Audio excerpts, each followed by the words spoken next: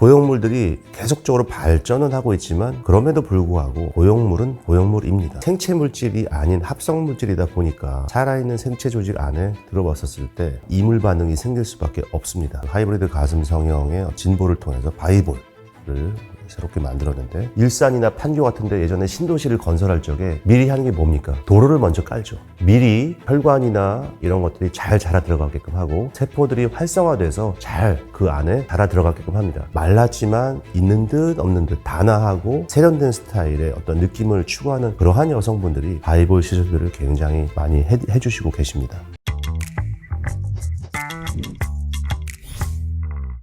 안녕하세요. 봉봉성형외과 대표원장 박성수입니다. 최근에 각광받고 있는 자가 조직을 최대한 많이 활용하는 자연스러운 결과를 만들어주는 하이브리드 가슴 성형, 그리고 하이브리드 가슴 성형의 진보를 통해서 바이볼을 새롭게 만들었는데, 바이볼에 대해서도 좀 더 구체적으로 말씀을 드릴 테고, 줄기세포를 좀 더 활성화시켜가지고 좀 더 극대화된 효과를 만드는 방법들에 대해서 또 나눠보고자 합니다.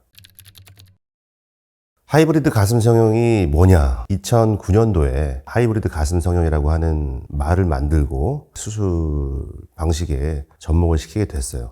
제가 하이브리드 가슴 성형, 하이브리드 힙업 성형을 하게 된 계기는 보형물을 원치 않으시는 분들, 그런 분들 은근히 많이 계시거든요. 그런 분들은 자기 지방이 있다고 하면 지방을 활용해서 체형을 조금 아름답게 바꿔줄 수가 있죠. 그러나 몸 어디를 찾아보더라도 지방이 없으신 분들, 굉장히 많이 마르신 분들도 계세요. 그런 분들도 가슴이 더 예뻐지고 싶고 힙이 더 아름다워지고 싶은데, 과연 그런 경우에 어떻게 자연스러운 결과를 만들 수 있겠냐? 이런 고민들을 제가 하게 됩니다. 가슴 확대 수술을 하신 분들 중에 상당히 많은 분들이 가슴골이 유난히 많이 벌어져서 자연스럽지 못하거나 만졌을 때 너무나 단단해서 이건 좀 문제가 있다, 이런 분들이 많이 계십니다. 더 나은 모양을 표현하고 더 부드러운 촉감을 구현해내기 위해서 제가 하이브리드 가슴 성형을 처음 개발을 해서 전 세계를 다니면서 사실은 많이 발표를 해왔던 것 같아요. 그래서 지금은 상당히 하이브리드 가슴 성형이 자연스럽게 받아들여지는 수술로 되고 있고, 결국은 보형물과 자가지방, 여기까지는 좋았는데 이 지방이 없으신 분들에 대해서 어떻게 이 부분을 해결할 거냐, 저에게 숙제가 있었습니다. 시중에는 개원가에서 히알루론산 필러를 이용해서 가슴이나 힙 확대를 하시는 분들이 계신데, 상당 부분 좋은 결과를 만들기도 하지만 단기적으로 약간의 문제점을 가집니다.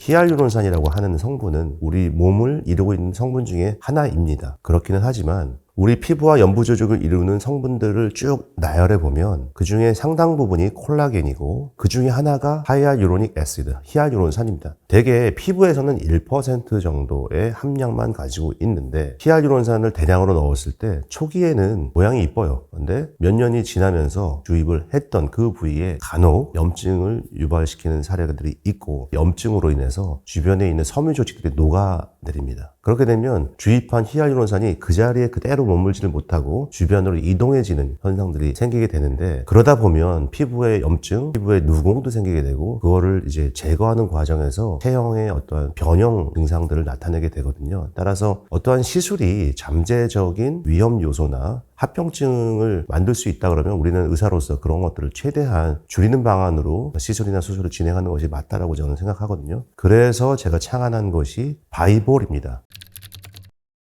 바이볼은 두 가지 단어가 합쳐진 말입니다. 바이오 컴패러블, 생체 적합성이 높다라는 얘기고, 볼륨아이징이죠. 부피를 강화시킨다. 생체 적합성이 높고 안전한 재료만을 활용해서 신체의 특정 부위 볼륨을 증강시킨다. 바이볼이라는 시술에서 주로 활용되는 재료는 인체 유래 콜라겐입니다. 피부 조직을 떼어내서 그 중에 콜라겐과 엘라스틴이라고 하는 세포 외 기질을 활용하고 소량의 순도 높은 히알루론산, 그리고 자가지방을 추출합니다. 왜 그런가 하면 세포가 없는 상태이기 때문에 쉽게 얘기하자면 빈집 같은 겁니다. 빈집의 형태로 우리 몸에 들어오게 되면 일정 시간을 지나면서 재세포화가 되어야 하는데, 우리가 이것들을 좀 더 빨리 재세포화가 되게 하고 빨리 내 것으로 만들고 하는 이런 과정들을 단축화시키기 위해서 재세포화를 시키고 있습니다. 재세포화를 위해서 두 가지를 활용합니다. 첫 번째 SVF고, 두 번째 자가혈에서 추출한 스템셀입니다. 프리컨디셔닝 단계에서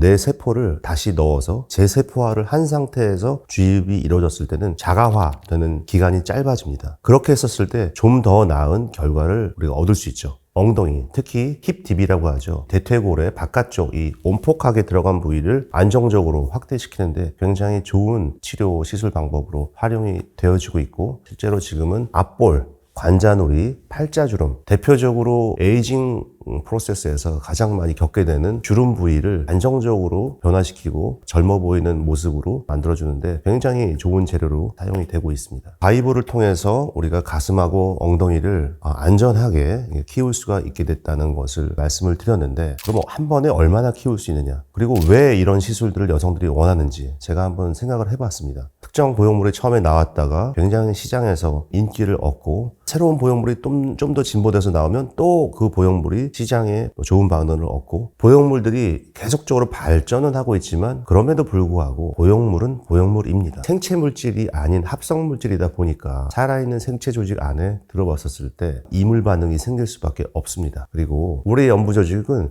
나이가 들에 따라서 굉장히 루즈해지고 얇아집니다. 얇아진 그러한 연부 조직에 의해서 제대로 지탱받지 못하게 되고, 그 과정에서 이물감이나 유치의 변위, 그런 것들이 많이 생기게 됩니다. 그런 부분에서 보형물을 제거하고 늘어져 있는 피부를 고주파 타이트닝이나 리뉴비온 같은 장비를 이용해서 타이트닝을 하고, 또 얇아진 피부는 바이볼을 이용해서 좀 부피감을 주고, 이렇게 보형물을 제거한 채로 자연스럽게 새로 가슴을 세팅하는 이러한 치료들을 많이 받고 있습니다. 그래서 주변에서 수술을 이미 경험하셨던 분들이 보형물 수술을 하고 나서 겪었던 어떤 합병증으로 인한 고통들, 걱정들이 있어서 보형물을 쓰지 않고 싶어하는 마음이 생기신 게 아닌가 생각하는데, 바이볼을 희망하시는 분들은 본인이 추구하는 바가 명확한 분들이 많습니다. 굉장히 마른, 슬림한, 우리 트렌드의 리더들이라고 할 수 있는 연예인 스타들이 슬림한 스타일이잖아요. 근데 가슴이 아주 크지 않습니다. 그런 분들은 말랐지만 있는 듯 없는 듯 단아하고 세련된 스타일의 어떤 느낌을 추구하는 그러한 여성분들이 바이볼 시술들을 굉장히 많이 해주시고 계십니다.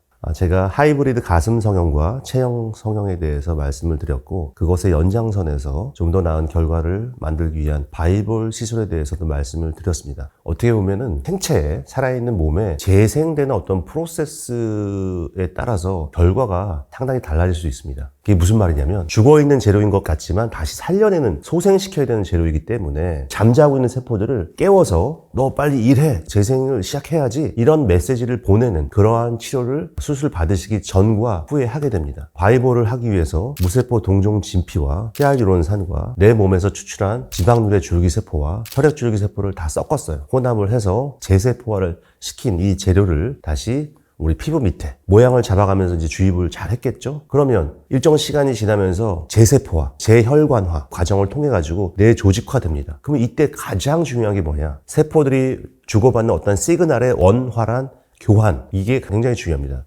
빛자극 치료, 체외 충격파, 고압 산소 치료, 전신 순환을 위한 아쿠메드, 이런 치료들을 계속해서 해가고 있습니다. 수술받고 한 달 동안 하게 됩니다. 일산이나 판교 같은 데 예전에 신도시를 건설할 적에 미리 하는 게 뭡니까? 도로를 먼저 깔죠. 그 다음에 상하수도 시스템 합니다. 인프라스트럭처, 이런 것들이 같이 들어갑니다. 만약에 그런 시설이 전혀 안 된 상태에서 아파트만 딱 분양이 되면 어떻게 되겠어요? 그 아파트의 입주가 안 되죠. 비유하자면 우리가 조직을 이식해 놓고 재세포화가 안 된다라는 얘기입니다. 미리 혈관이나 이런 것들이 잘 자라 들어가게끔 하고, 세포들이 활성화돼서 잘 그 안에 자라 들어가게끔 합니다. 단순하게 필러나 어떤 생체 머티리얼을 이용해가지고 신체에 주입하는 것만으로 이 시술이 끝나지 않는다는 것을 아셔야 되고, 그러하기 때문에 시술 전후 관리도 체계적으로 잘 받으셔야 한다는 말씀을 드립니다.